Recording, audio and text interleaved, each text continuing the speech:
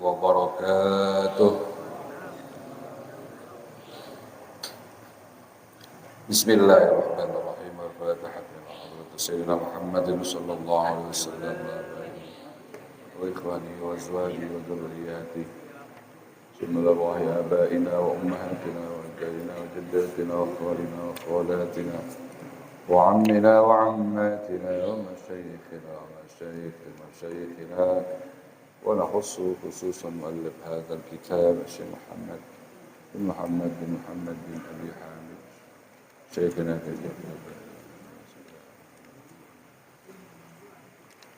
بسم الله الرحمن الرحيم خاصة وأموات المسلمين أجمعين عامة شيء لله لهم الفاتحة أعوذ بالله من الشيطان الرجيم بسم الله الرحمن الرحيم الحمد لله رب العالمين الرحمن الرحيم مالك يوم الدين إياك نعبد وإياك نستعين اهدنا الصراط المستقيم صراط الذين أنعمت عليهم غير المغضوب عليهم ولا الضالين آمين رب اغفر لي ولوالدي آمين.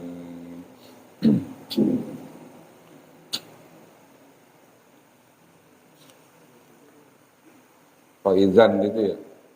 Faizan al-kalam sara min jumlatis sinaat ya. Itu kan? Hah?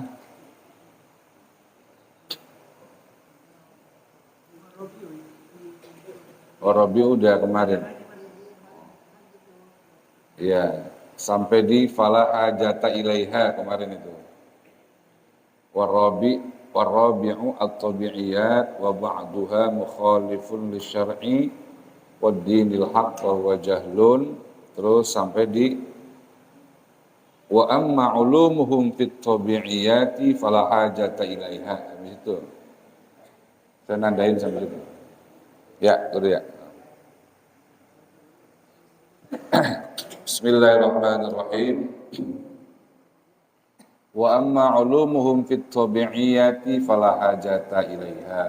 Dan adapun bermula ilmu mereka fit tabi'iyati di dalam ilmu tabi'iyat atau ilmu fisika fala hajata ilaiha, maka tidak ada hajat itu maujud ilaiha kepadanya, kepada at-tabi'iyat.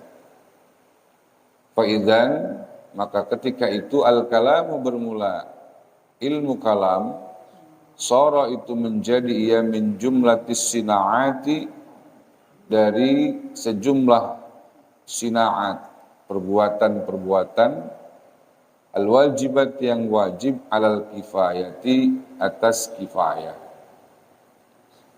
harrasatan liqulubil awami, karena menjaga bagi segala hati orang awam, an takhayyulatil mubtadi'ati, dari segala khayalan-khayalan orang-orang yang ahli bid'ah. Wa innama hadasa dzalik, dan hanya saja datang oleh yang demikian itu bihudusil bid'ah, dengan datangnya bid'ah. Kama hadasat hajatul insani, sebagaimana datang oleh hajat manusia ilastijaril buzruqah, kepada penyewaan terhadap pengawal fi tariqil haji, di jalan orang yang haji, bi hudusi dzulmil arab, dengan datangnya kezaliman orang Arab, wa qat'ihimit tariq, dan memutuskannya mereka akan jalan atau yang merampok. Walau tarakal arabu udwanahum, dan jikalau meninggalkan oleh orang Arab udwanahum, akan permusuhan mereka, lam yakun, niscaya tidak ada istijarul harras, oleh penyewaan penjaga, min syuruti tariqil hajj, dari segala syarat-syarat perjalanan haji.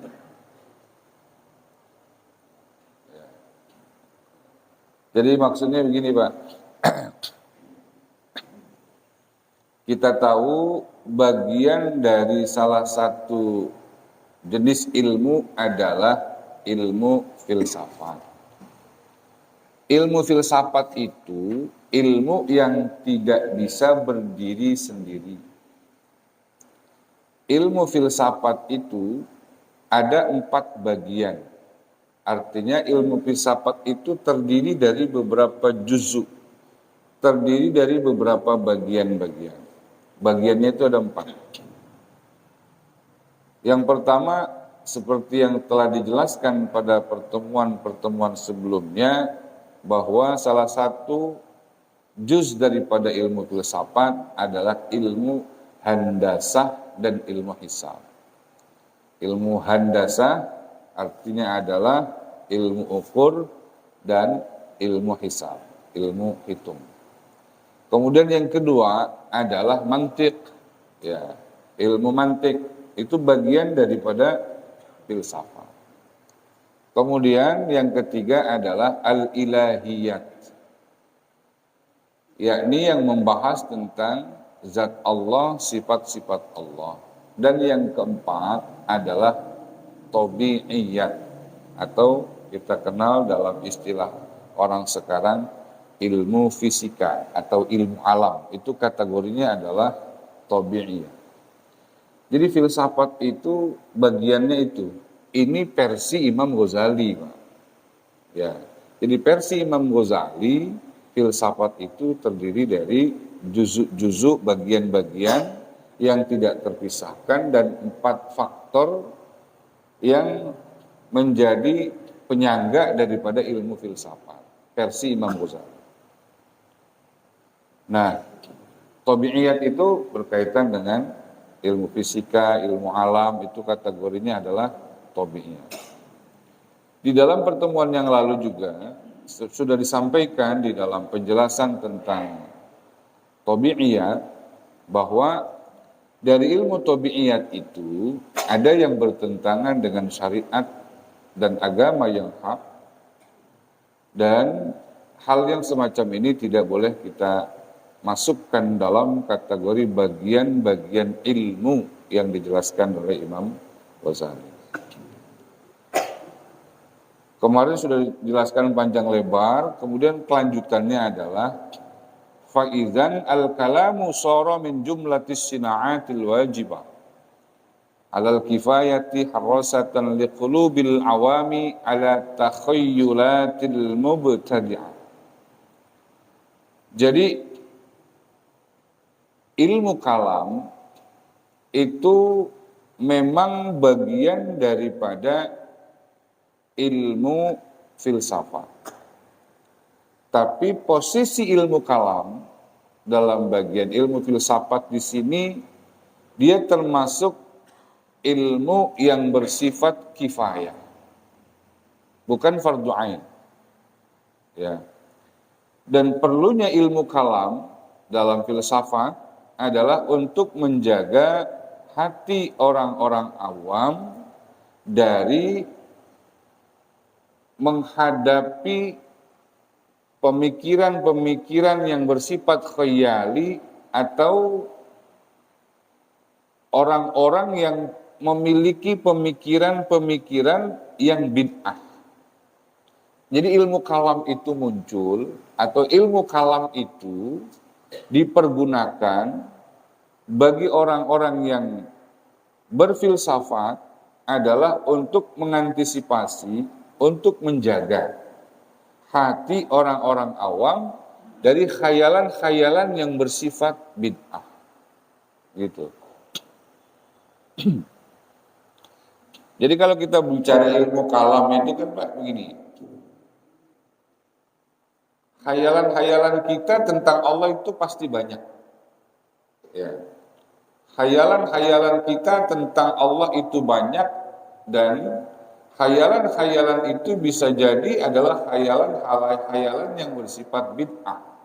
Seperti menggambarkan bagaimana Allah ada dalam pikiran kita.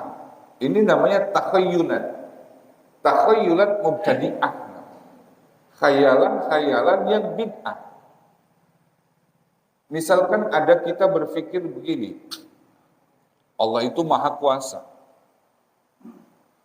Allah maha kuasa dan Allah itu dalam khayalan kita misalkan kita gambarkan seperti sesuatu yang sangat besar. Alam adalah sesuatu yang teramat sangat kecil, sehingga kita memposisikan seakan-akan kita pegang barang, ini adalah alam dan kita adalah Allah. Segitu besarnya berarti dan segitu kecilnya alam. Pikiran-pikiran itu namanya takhayyulan. Khayalan dalam pikiran, dan itu kategorinya adalah al-mubtadi'ah, sesuatu yang bid'ah. Ilmu kalam lahir. Ilmu kalam itu salah satu tugasnya adalah mengantisipasi jangan sampai ada takhayyulatil mubtadi'ah. Paham ya? Kalau nggak paham, ya pura-pura paham. Ya, gitu. Iya. Wa inna ma hadasa dzalika bi hudusil bid'ah kama hadasat hajatul insan ila istijaril muzraqah fi tariqil hajj bi hudusi zulmil arab wa qat'ihimut tariq. Nah, dan kehadiran ilmu kalam dalam pandangan orang-orang filsafat itu adalah sesuatu hal yang baru, sebagaimana sesuatu hal yang baru yang dilakukan oleh seseorang, gambarannya seperti orang yang menunaikan ibadah haji, yang ketika dia melakukan ibadah haji itu, di sana ada kezaliman. Di dalam kita melaksanakan ibadah haji, banyak gangguan-gangguan di dalam perjalanannya yang dilakukan oleh orang Arab ketika kita berada di sana. Maka untuk menjaga keamanan tersebut, itu kita butuh istijarul buzraqah. Kita butuh menyewa pengawal supaya aman. Syarat orang melakukan ibadah haji adalah aman dalam perjalanan, baik pergi maupun pulang. Ketika tidak ada sesuatu yang dapat mengamankan kita dalam perjalanan, kemudian kita butuh sewa pengawal. Kemudian dengan adanya sewa terhadap sewa pengawal, adanya sewaan pengawal, membuat perjalanan haji kita itu lancar. Maka menyediakan sewaan pengawal itu merupakan bagian dari syarat sahnya haji. Bagian daripada syarat sahnya haji. Posisi ilmu kalam di dalam kajian tasawuf itu sama seperti pengawal yang dihadirkan untuk amannya perjalanan orang menunaikan ibadah haji. Berarti ketika kita bicara tentang ilmu filsafat, itu berarti butuh pengetahuan tauhid yang tidak bisa dipisahkan, seperti butuhnya kita untuk sampai ke tanah suci, butuh pengawalan yang bisa menghantarkan kita ke tanah suci dengan haram, dengan aman, dan kita mendapatkan pelaksanaan ibadah haji dengan baik. Itu berarti harus ada pengawal. Pengawal ini diilustrasikan seperti ilmu tauhid dalam kajian filsafat yang mengawal. Sebab kita nggak bisa terjun bebas dalam pikiran kita hanya menggunakan teori filsafat yang ada tanpa menggunakan rambu-rambu ilmu kalam. Nanti terlalu bebas kita berpikir. Gitu maksudnya. Paham ini, kayaknya paham dari wajah-wajahnya ini. Gitu. Ya, kalau nggak paham boleh ditanya, ayo silakan. Atau memang nggak paham sama sekali, jadi nggak bisa nanya. Ayo. Jadi seperti yang dulu pernah saya ceritakan, Imam Ghazali dalam mencari hakikat kebenaran itu kan masuk pada semua disiplin ilmu. Beliau itu ketika proses mencari Tuhan, itu yang beliau pelajari sampai pemahaman tentang imamiyahnya Syiah Imamiyah. Artinya beliau pelajari tentang syariat, ya. Beliau pelajari tentang ilmu kalam, iya. Tetapi beliau tidak mendapatkan hakikat dari apa yang ia cari, yakni pengenalan diri terhadap Allah atau mengenal Allah. Ma'rifatullah itu ternyata tidak bisa ditemukan dengan memperdalam ilmu tafsir. Tidak bisa ditemukan dengan memperdalam ilmu hadis. Tidak bisa ditemukan dengan memperdalam ilmu kalam. Ma'rifatullah loh. Ya. Rasanya itu loh. Kalau pengetahuan tentang sifat Allah, ya itu pengetahuan yang masih bersifat zahiriyah. Tapi belum bisa merasakan hudurnya Allah itu. Ya. Begitupun juga hal-hal lain. Namun ketika beliau mendapatkan saran dari adik beliau yang pada saat itu perkataannya sangat monumental, janganlah kamu wahai kakakku Imam Ghazali hanya menjadi batu asaan. Menjadi batu asahan itu artinya kamu bisa menajamkan orang lain, tapi kamu nggak pernah tajam secara batin. Beliau akhirnya harus meninggalkan satu perguruan tinggi yang sangat terkenal dan beliau pada saat itu ada pada puncak karirnya sebagai seorang rektor di An-Nizamiyah di Baghdad. Beliau harus tinggalkan itu. Untuk apa? Mencari hakikat kebenaran, mencari al-haq Allah Subhanahu wa taala, dan beliau tidak temukan di ilmu filsafat juga tidak ditemukan. Beliau tidak mendapatkan itu maksudnya al-haq Allah Subhanahu wa taala. Kemudian di disiplin ilmu yang lain dan beliau dapati itu adalah dengan mempelajari ilmu tasawuf, maka kemudian hudurnya Allah ada di dalam hati beliau. Disitulah kemudian beliau mengatakan semua jenis ilmu itu kategorinya adalah kifayah sebagai pelengkap daripada pengetahuan tentang batin. Begitu. Itu udah saya kasih gambaran begitu, masih belum paham juga ya? Ya, dulu dah kita terusin aja dulu dah. Kalau kata Al-Mahfulah Kiai Nur Ali itu, kalau kita ngaji kayak orang naik puunan. Dari bawah kita tarik, kitabnya pendek. Kagak paham, naik lagi. Udah kita tarik di cabang kedua, masih belum paham, naik lagi. Udah di cabang ketiga masih belum paham, naik lagi ke cabang berikutnya. Nanti kalau udah sampai di puncak, nengok ke bawah. Wah udah tinggi ini gua. Baru tahu perjalanan ke bawahnya seperti apa. Udah nggak apa-apa dah, ikutin aja alurnya udah. Naik aja dulu, naik.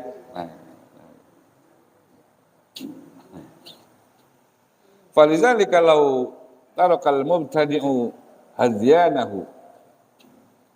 Falizalika maka karena yang demikian itu,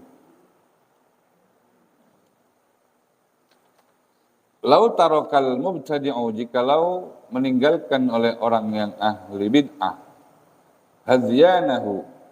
hazyanahu itu maknanya adalah ay kalamahul ladzi la faidata fihi. Jikalau meninggalkan oleh ahli bid'ah, hazyanahu akan kalam yang tidak berfaedah, atau bahasanya kayak gurauan-gurauan gitu, lam maftaqara ila ziyadah, tatskaa niscaya tidak membutuhkan ia ila ziyadati kepada tambahan, ala ma'uhida, atas apa yang diketahui ia fi asr sahabat, di masa sahabat radhiyallahu anhum. Bahasa kampung kitanya begini, Pak, kalau seandainya ya orang yang ahli bid'ah itu meninggalkan kalam-kalam yang tidak ada fungsinya, kalam-kalam yang tidak ada faidahnya, maka pasti orang ahli bid'ah itu tidak akan punya keinginan untuk menambahkan apa-apa yang memang sudah ada di masa sahabat Nabi radhiyallahu anhum. Nah, bahasa kitanya begini, Pak. Saya kasih gambarannya. Di zaman Nabi, ilmu itu cuma Al-Quran. Ya, Al-Quran dijelaskan oleh Nabi, yang menjelaskan itu Nabi. Bahasa penjelasan Al-Quran itu namanya hadis, karena dari Nabi. Ya. Al-Quran, Al-Hadis. Setelahnya Nabi wafat, maka Al-Quran, Al-Hadis, Al-Quran yang disyarahi dengan hadis, dijelaskan dengan hadis, maka kemudian banyak persoalan-persoalan baru. Ketika banyak persoalan-persoalan baru itu, Al-Quran tidak lagi disyarahi dengan hadis, tapi menggunakan akal atau logika-logika para sahabat, dan kemudian dilakukan dengan logika-logika para tabi'in. Dan itu disebut dengan ijtihad. Ijtihad sahabat, ijtihad tabi'in, dan tabi'inat tabi'in. Begitu banyak persoalan-persoalan baru yang muncul, maka kemudian banyaklah bid'ah yang memang tidak ada dijelaskan dalam Al-Quran. Hal-hal baru itu maksudnya yang bid'ah, tidak dijelaskan dalam Al-Quran, tidak dijelaskan dalam Al-Hadis, maka lahirlah perkara-perkara yang bid'ah tersebut. Nah, kalau seandainya tidak ada hal-hal baru itu, maka tidak akan ada muncul istilah bid'ah itu. Contohnya kayak begini. Zaman Nabi dulu, tarawih itu, Pak, berjamaah apa enggak itu? Enggak. Nabi itu tarawih masing-masing. Ya. Jadi setiap Ramadan ya Nabi ya sholat, yang lain sahabat juga sholat. Enggak ada itu jamaah. Setelahnya Nabi wafat, di masa sahabat Abu Bakar belum ada perubahan. Masih masing-masing sholat. Tapi kemudian ini hal baru. Artinya sahabat Umar kemudian punya ijtihad, punya pemikiran sendiri. Ini hal baru kelihatannya, bukan hal baru. Ini kegiatan para sahabat sembahyang masing-masing. Menurut sahabat Umar ini nggak ada kekompakan sama sekali nih. Ini orang Islam masing-masing hidupnya, masing-masing ibadahnya. Maka kemudian muncullah dalam pemikiran sahabat Umar, yang kemudian kita kenal dengan ijtihad sahabat Umar, dan itu bukan sendiri beliau yang melakukan, tapi berdasarkan penyaksian daripada sahabat-sahabat yang lain. Maka ijtihad itu muncul dari sahabat Umar, beliau kemudian mengatakan bahwa ini untuk kekompakan kita, kebersamaan kita. Rasa-rasanya sesuatu yang terbengkalai ini, sesuatu yang terpecah-pecah seperti ini, harus kita satukan. Ini kan sesuatu yang bid'ah. Zaman Nabi nggak pernah ada begitu. Tetapi kemudian sahabat Umar mengumpulkan. Ayo yang pada sholat, kumpul semuanya di masjid. Dan sahabat Umar jadi imamnya. Berapa rakaat sembahyangnya? Karena ini saya ngeliat Nabi 11, saya ngeliat Nabi menambahkan lagi di rumahnya sesuai riwayat daripada Siti Aisyah. Dikumpulin semuanya pendapat-pendapat itu menjadi 20 yang disepakati di masa Khalifah Umar. Kemudian jadilah pelaksanaan sholat tarawih itu 20 rakaat. Dan hari ini sampai hari ini kita menyaksikan itu di Mekah masih 20 rakaat. Ya. Hal-hal baru semacam itu ada munculnya setelah Nabi kita. Maka yang tadinya ilmu cuma Quran doang sama hadis. Belum ada ilmu fikih, belum ada zaman Nabi nggak ada ilmu fikih, belum ada istilah fikih, belum ada. Munculnya itu setelahnya Nabi wafat, kemudian dilanjutkan oleh sahabat. Nah, ilmu fikih itu istilah itu munculnya baru tahun 150 Hijriyah. Imam Syafi'i itu yang muncul, Muhammad bin Idris Asy-Syafi'i baru merumuskan yang namanya kaidah usul fiqh atau usul fikih. Di zaman Nabi nggak ada. Hal-hal baru itulah yang membuat adanya tambahan di dalam pemahaman agama untuk memudahkan. Kalau seandainya hal-hal baru itu nggak ada, maka nggak ada bid'ah-bid'ahan. Begitu maksudnya sih Pak. Ya. Masih anu juga kayaknya. Kebanyakan ngomong kali saya, gimana? Nggak udah paham udah ah. Ya, terus ya.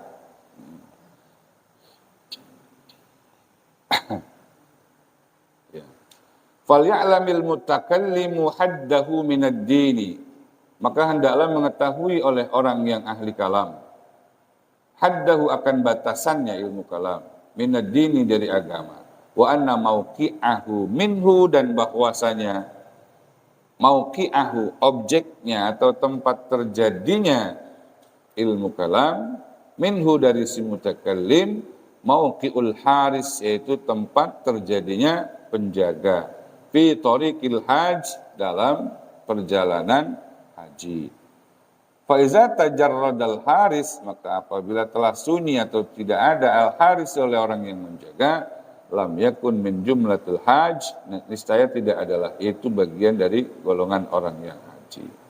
Nah, jadi maksudnya Pak, hendaklah sebagai seorang mutakallim, orang yang belajar ilmu kalam atau ahli kalam, harus mengetahui batasan-batasan ya, dari agama kita ini.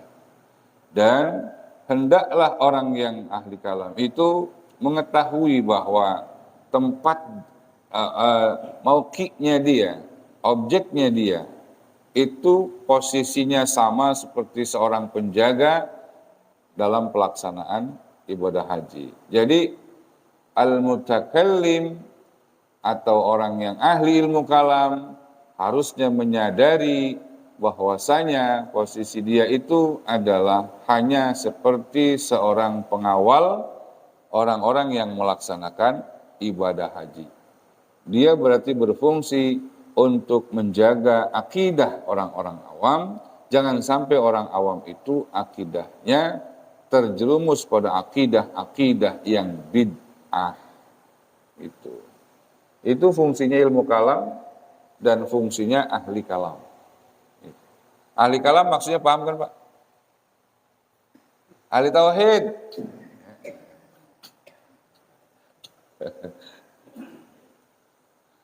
Nih kalau disiplin ilmu begini, ya maksudnya kalau istilah nih istilah. Ilmu tauhid itu bahasa lainnya ilmu kalam. Orang yang ahli kalam, ahli tauhid itu bahasanya mutakallim. Ahli kalam atau ahli tauhid. Gitu. Jadi ada istilahnya itu. Kalau ilmu filsafat, filosof namanya. Kalau ilmu nahu, ya ilmu nahu. Ada ilmu nahu, ada ilmu sorob, ilmu bahasa. Itu nanti bahasanya ilmu lughah, dia kategorinya ilmu bahasa. Istilahnya ya ilmu lughah berarti nahu, sorob, balaghah, ma'ani, bayan, bade, tuh macam-macam dia rombongannya tuh. Nah kalau misalkan ilmu kalam, berarti berbicara tentang ilmu tauhid. Nanti dengan berbagai macam aliran yang ada di dalamnya, itu yang bahas namanya mutakallimin, ulama ahli kalam gitu. Orang yang ahli nahu disebut ulama unnahwiyin atau an-nahwiyin, ulama nahu. Orang-orang yang ahli sorof namanya sorfiyin, ahli-ahli sorof gitu. Pokoknya itu cuma istilah doang gitu. Jadi ilmu tauhid, terus ilmu kalam, ya dia juga. Tadi saya sebut di sini mutakallim ya. Iya, maksudnya di situ adalah ahli tauhid. Ya. Hmm.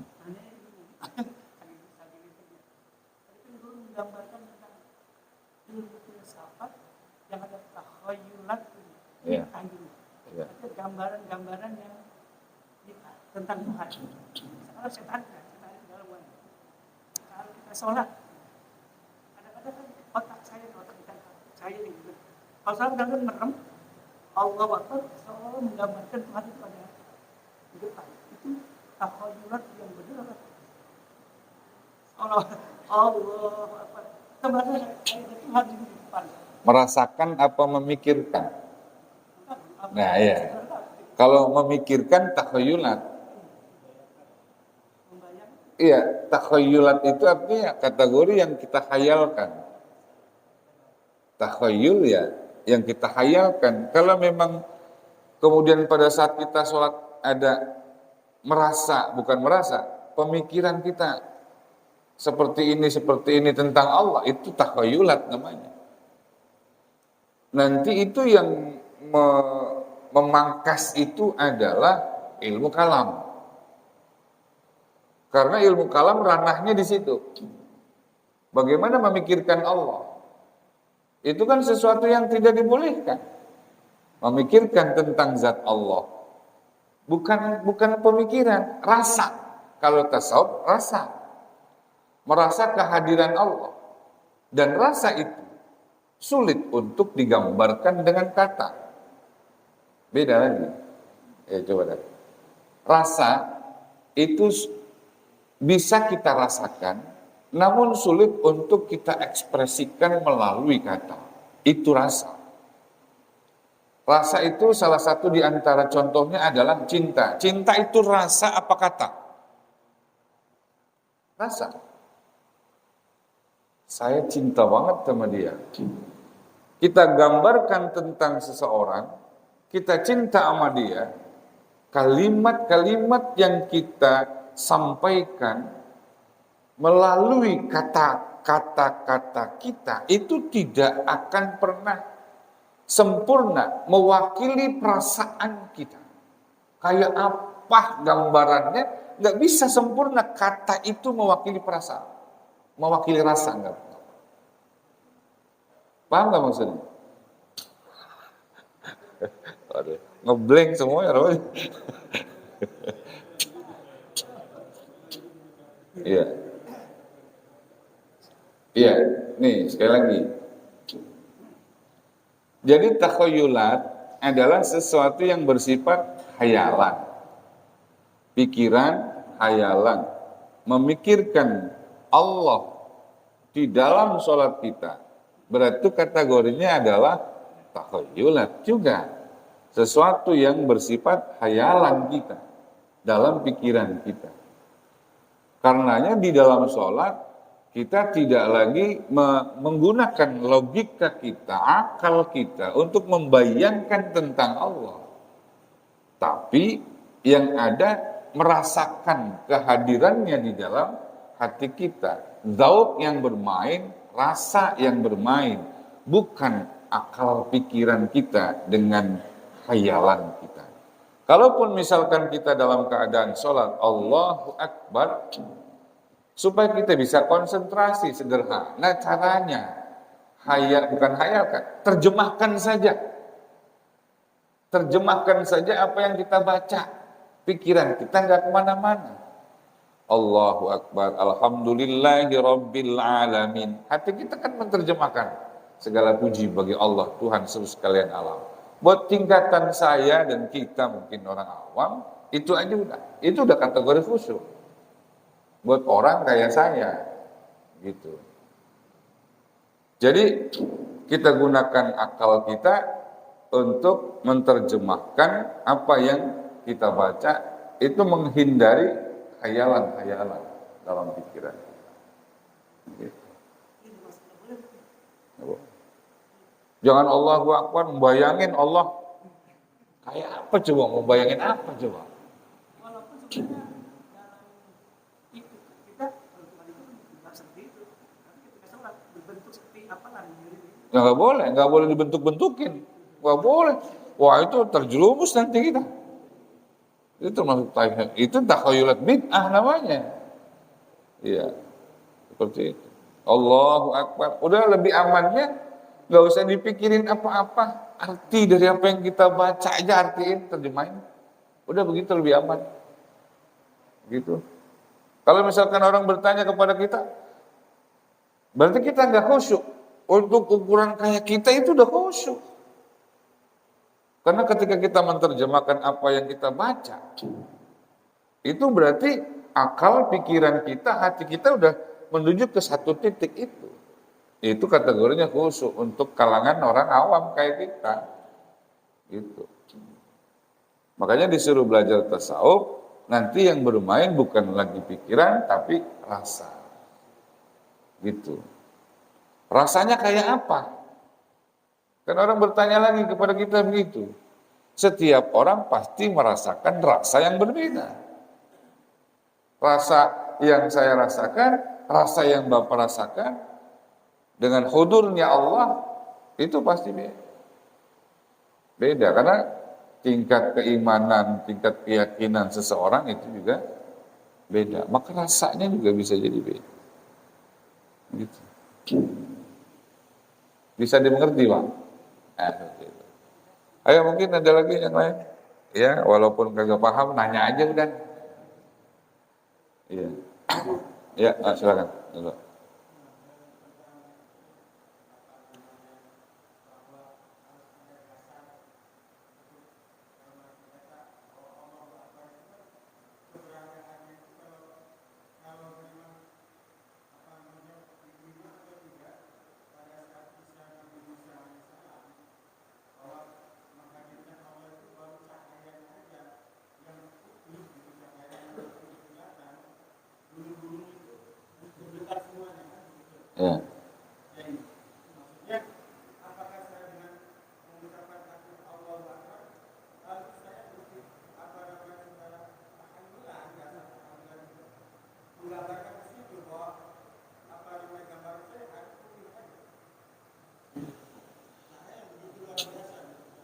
Ya. Jadi cahaya itu bukan cahaya yang tergambar melalui pikiran sebetulnya. Jadi kita itu punya hati. Di hati punya mata. Namanya mata hati. Hati yang terdalam, yang namanya al-lub, itu adalah merupakan tempat pengetahuan tentang ma'rifatullah. Hati kita yang terdalam dalam lapisan yang terakhir, lapisan yang keempat, yang namanya al-lub, itulah yang bisa memancarkan cahaya di situ. Bukan dari sini, bukan. Kesalahan kita adalah menggambarkan Allah cahaya, walaupun kita ilustrasikan seperti cahaya yang dialami oleh Nabi Musa. Cahaya yang dialami oleh Nabi Musa, gambaran kita adalah seperti itu, adanya di akal kita, enggak di situ, enggak. Di sini, di mata hati. Di hati kita yang terdalam, yang lapisan keempat, namanya al-lub, di situ kalau mau ada cahaya. Di situ maksudnya, gitu. Jadi kadang-kadang kita membaca sesuatu, kemudian kita menghayal, itu masih takhayulat juga kategorinya. Takhayulat, karena masih ada dalam pikiran, bukan rasa yang berbicara.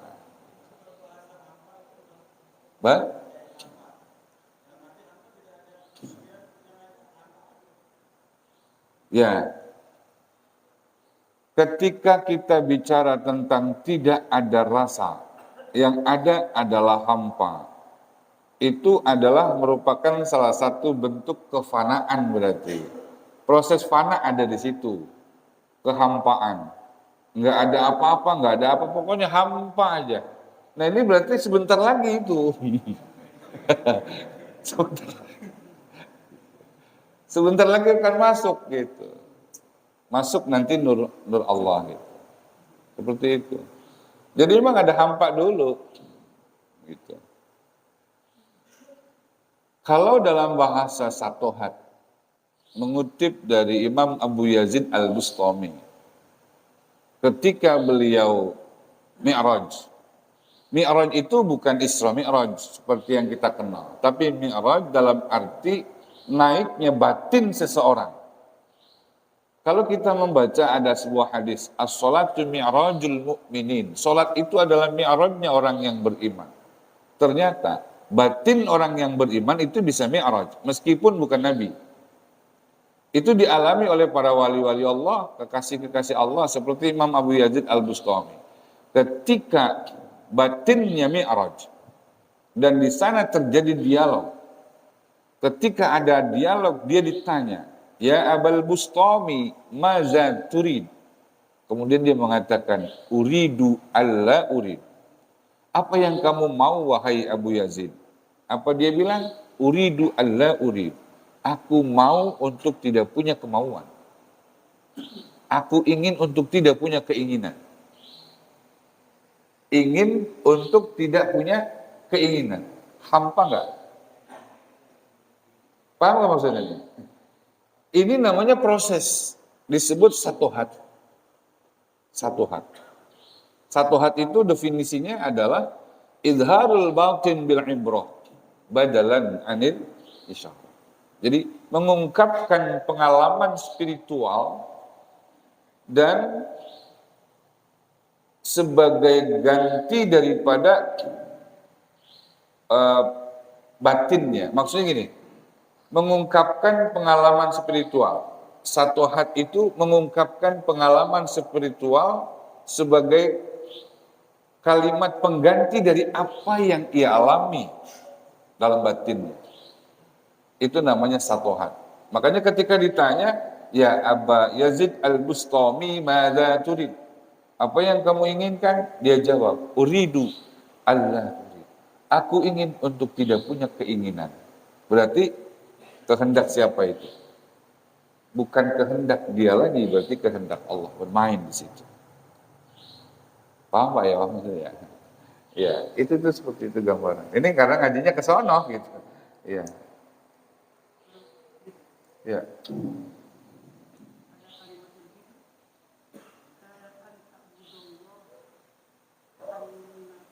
Ka'annaka tara. Ya. Begini. Itu proses ihsan. Kalau kita belajar agama Islam itu ketika kita ada pada tahapan dasar itu namanya syariat. Ya. Syariat dan bahasa lain dari syariat itu adalah fikih. Ya, syariat itu adalah fikih. Kemudian kita diperintahkan untuk beriman. Pertama kita disuruh mengenal Islam. Bunyal Islam ala khamsin gitu kan. Didirikannya Islam ada 5 dasar. Islam nama lainnya adalah syariat. Syariat nama lainnya adalah fikih. Kemudian kita diperintahkan untuk beriman an tu'mina billah wa malaikatih. Percaya kamu kepada Allah dan Rasulnya dan seterusnya. Itu namanya ilmu iman. Ilman itu nama lainnya adalah ilmu tauhid. Ya. Kemudian setelahnya kita punya syariat, punya Islam, punya iman, maka kemudian kita disuruh berihsan. Ihsan itu anta'budallah ka'annaka tarah wa illam yakun tarah fa innahu yarak. Kamu menyembah Allah seperti kamu melihatnya, sekalipun kamu tidak melihatnya, Allah pasti melihatnya. Itu bahasa lainnya adalah belajar tasawuf. Itu kajiannya di situ.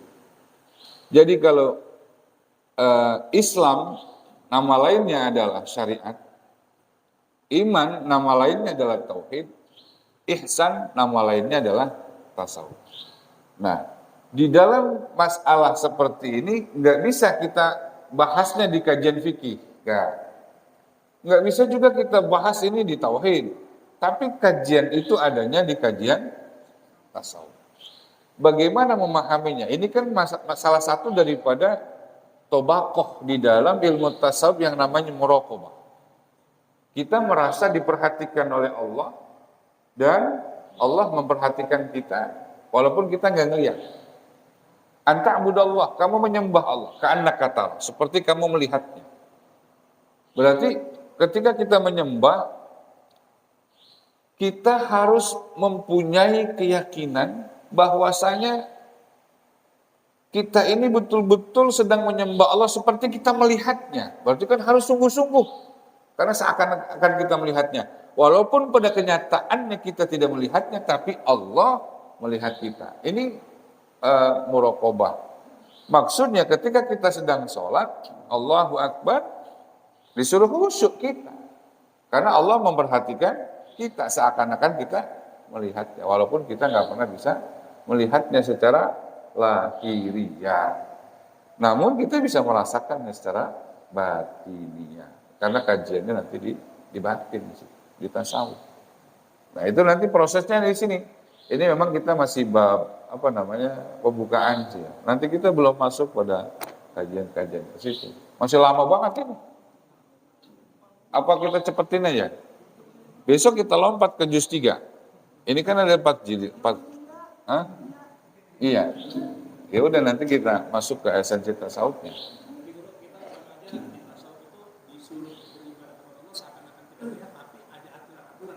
Iya. Ya, betul. Dirasakan. Bukan dibayangkan, tapi betul-betul dirasakan. Dan tidak benar jika ada orang berkeyakinan belajar tasawuf melepaskan syariat. Ya, syariat itu aturan baku yang menjadi pondasi dasar. Nggak bisa orang itu tanpa kulit. Kita nggak bisa tanpa kulit. Syariat kulit. Buah tanpa kulit nggak akan enak. Mangga berbuah, yang buahnya cuma isi doang. Nggak enak dimakan. Perlu kulit. Kulit itu syariat. Gitu. Kulit itu syariat.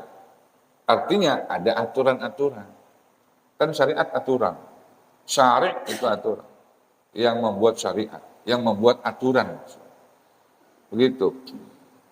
Jadi untuk komplitnya sih sebuah gambaran ditulis misalkan dalam kitab Kifayatul Atqiya. Nih saya kasih, beliau menulis di sana begini, Syekh Zainuddin bin Abdul Aziz Al-Malibari. Beliau katakan, ya syariat kayak kulit. Kemudian hakikat kayak isi. Dan hakikat itu adalah rasa. Gitu. Jadi satu kesatuan yang nggak bisa dipisahkan. Kulitnya ada, isinya ada, rasanya ada. Begitu. Kulit adalah syariat. Ibarat mangga dia kulit, itu disebut syariat. Kulitnya namanya syariat. Isinya mangga adalah hakikat. Kemudian rasanya mangga adalah ma'rifat. Cara ngupas mangga namanya thariqat. Thariq itu jalan, thariq itu cara. Mangga punya kulit harus dikupas. Kupasannya namanya thariqat. Kulitnya namanya syariat. Isinya namanya hakikat. Rasanya namanya udah itu aja. Bapak-bapak udah di kulit apa dirasa? Kayaknya kita masih kulit semua. Jangan-jangan di luar kulit. Jadi kalau ditanya sama orang tasawuf, Mana kulitmu? Ya, kulitmu. Ya ini, mana bajumu maksudnya? Nah, ini baju kita ini hakikatnya. Jadi baju kita adalah ini hakikatnya. Kalau ditanya sama orang syariat, mana bajumu? Jawabannya adalah ini. Bahan. Gitu. Saya tanya, bapak-bapak ahli hakikat, ahli fikih? Ahli fikih ya? Saya tanya, bapak-bapak bajunya mana? Pasti jawaban kita ini lah. Karena kita bukan ahli hakikat. Tapi ahli hakikat, baju Anda mana? Ini baju saya. Sebab ini bisa Pak kita tanggalkan. Kalau kita belajar nanti secara mendalam, bisa kita tanggalkan kulit. Kita duduk di sini, kita bisa menanggalkan kemana-mana. Kita taruh di sini, batin kita bisa ngayap kemana-mana. Nah, itu namanya proses satohat tadi. Begitu. Kalau begitu sama di film. Di film ada orangnya di sini. Wow. Bapak-bapak lihat gitu. Film apa itu? Angling Darma. Ya. Tidak seperti itu satohat yang ada. Satohat itu menurut tasawuf kita bukan seperti apa yang ada dalam gambaran yang kita lihat di film. Ya, jasad kita di sini tetap, tapi pengalaman spiritual kita bisa kemana-mana. Kalau kita lebih melihat kepada keterbukaan hati kita, lub kita kebuka, sodar kebuka, fuad kebuka, kalbu kebuka, lub kebuka. Nggak harus kita terbang ke sono. Duduk di sini pun apa yang terjadi di Cina kita bisa tahu. Gitu maksudnya. Karena kebuka tuh, sodarnya, kalbunya, kemudian fuadnya, lubnya. Seperti itu. Ya, kalau tambah puyeng jangan Pak, jangan dipikirin. Ya intinya seperti itulah, ya gambarannya. Jadi,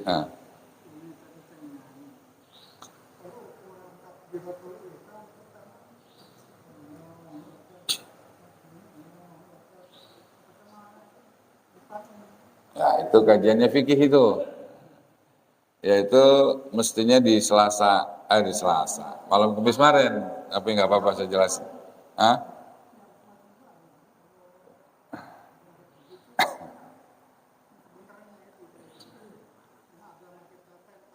Iya, begini. Ini kita turun ke bawah dulu.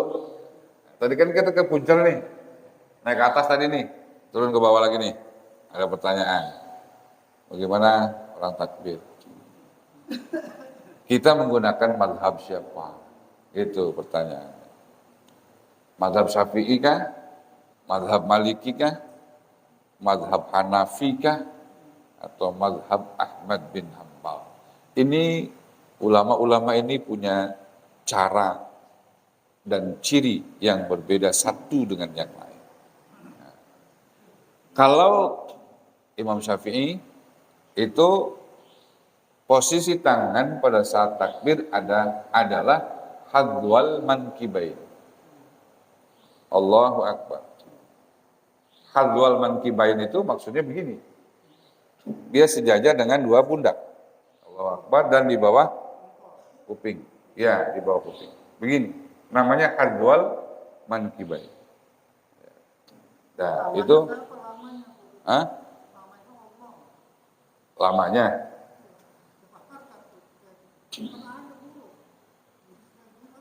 Ya. Ya. Kalau Imam Syafi'i pasti panjang, pasti lama. Karena dalam pandangan Imam Syafi'i, orang takbir itu niat itu kan niat yang disertai dengan takbir. Berarti pada saat dia takbir Allah muktaronan bifi'lih namanya, dibarengin sama niat. Pada saat dia Allah, dia terjemahkan Allah itu usollinya yang tadi dia terjemahkan, dia ucapkan di dalam hatinya, aku niat sholat maghrib 3 rakaat menghadap kiblat, ya karena Allah, fardu karena Allah bar. Itu kalau Imam Syafi'i begitu panjang, makanya cirinya Imam Syafi'i itu kalau kita takbir panjang. Allah, ini sedang niat di dalam hati. Itu Imam Syafi'i. Ya. Tapi kalau menurut imam yang lain, yang 3, Abu Hanifah, Malik, Ahmad bin Hambal, dia niat itu tidak didefinisikan dengan muqtaronan bifi'li. Tidak harus bareng sama kerjaan. Berarti buat 3 imam, dia bertakbirnya niatnya sebelum takbir. Akunya sholat maghrib 3 rakaat menjadi imam karena Allah. Allahu Akbar. Nggak ada terjemahan apa-apa di hati. Paham nggak maksudnya itu? Jadi kalau misalkan ada orang takbir, Allahu Akbar, berarti bukan Syafi'i. Tandain aja itu. Kalau Syafi'i, Allah, kayak saya lama. Sebab saya harus menerjemahkan usolli, fardhu, zuhri, 4 rakaat. Saya terjemahkan di dalam hati Allah, baru bar. Begitu. Kalau Imam Abu Hanifah, nanti Imam Malik, Imam Ahmad bin Hambal, cukup sambil jalan juga bisa dia. Aku dia sembahyang Isya 4 rakaat karena Allah, sambil jalan Allahu Akbar, baru diam. Sah menurut mereka.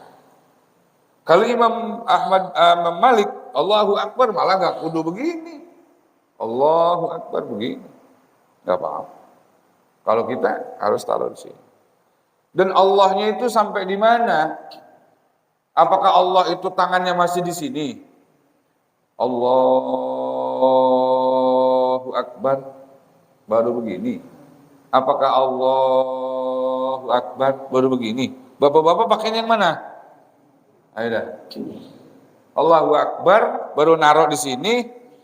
Apakah Allahu Akbar baru di sini? Hah? Yang ini? Yang ini benar. Jadi Allahu Akbar nggak apa-apa. Kalau begini, Allahu Akbar, begini juga nggak apa-apa. Yang penting jangan ada digoyang itu tangan. Yang salah itu Allahu Akbar.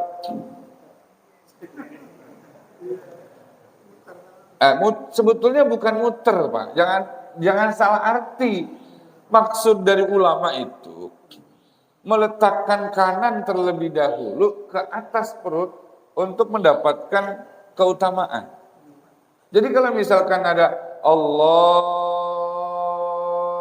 Akbar, nggak apa-apa. Yang penting roknya akbar itu belum terucap saat tangan bergerak. Allahu Akbar, nggak apa-apa. Yang nggak boleh Allahu Akbar 1, 2, 3 berturut-turut batal. Belum sembahyang pada batal yang gitu. Begitu. Paham ya maksudnya ya Pak Haji ya? Nah.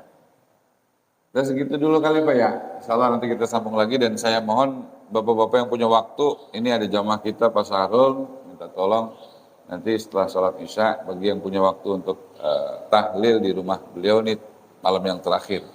Ya di situ, di antara Mabaina Karangtengah wa Tambun. Antara Karangtengah dan Tambun itu tengah-tengah. Ya, di situ tempatnya. Nanti kita lewat juga di situ banyak orang yang punya waktu. Saya mohon nanti kita bisa kumpul bersama-sama mendoakan istri beliau dan malam ini adalah malam yang ke-7. Beliau mesti 44 tahun umurnya Pak yang meninggal kemarin itu. Ya, dan kena kanker payudara. Ini buat ibu-ibu hati-hati itu. Dijaga yang benar itu jangan sampai naudzubillah misalnya seperti itu kena kanker. Ya Allah maaf. Tandain.